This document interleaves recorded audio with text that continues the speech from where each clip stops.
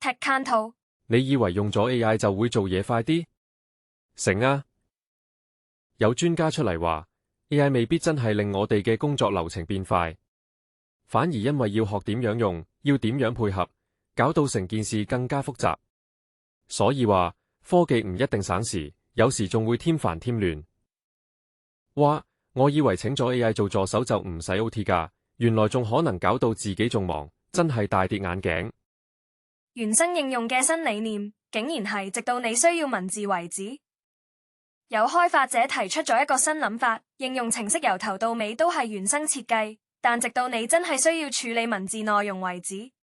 呢個理念挑戰咗傳統軟件開發嘅模式，俾人好多新啟示。哇！呢個概念幾有趣喎，即係話唔使一開頭就塞晒所有嘢入去，用到先至加，幾聰明。2026年畢業演說仲講 AI， 聽眾即刻瞓着。如果你計劃喺2026年發表畢業演說，專家建議你唔好再提人工智慧，因為呢個話題已經講到爛晒，台下嘅人聽到都嫌悶。哈哈，係喎，我哋節目都講咗好多嘢啦，下年真係要諗啲新嘢先得。貓咪踩壞你部 Mac？ 呢款 App 救到你。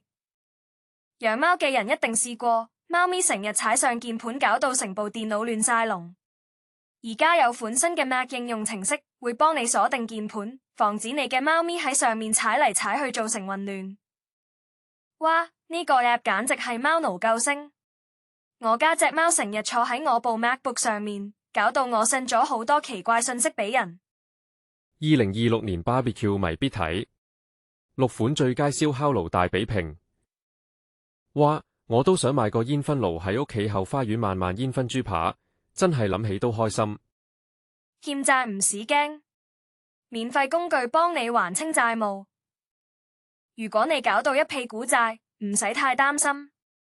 而家有多款免費工具可以幫你掌控個人債務，包括債務計算器同管理應用程式，幫你一步步還清。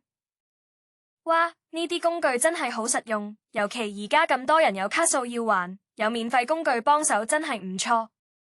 訂閱我哋，再見。